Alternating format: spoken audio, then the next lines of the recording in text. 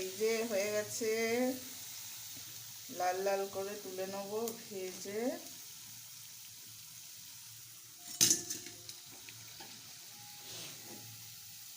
সুন্দর হয়েছে, লাল লাল করে ভেজে তুলে নিলাম।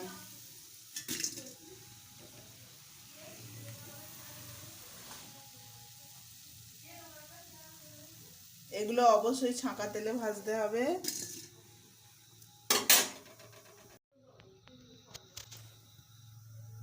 এই যে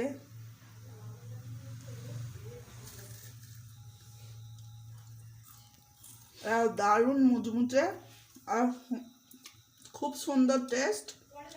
তোমাদের আশা করি ভালো লাগবে। যদি ভালো লেগে থাকে অবশ্যই চ্যানেলটিকে সাবস্ক্রাইব করবে, লাইক করবে আর শেয়ার করবে।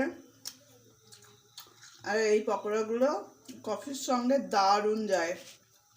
বাড়িতে কোনো অতিথি এলে পকোড়া করে দিলে সেই অতিথি দারুণ খুশি হয়ে যাবে। টাটা।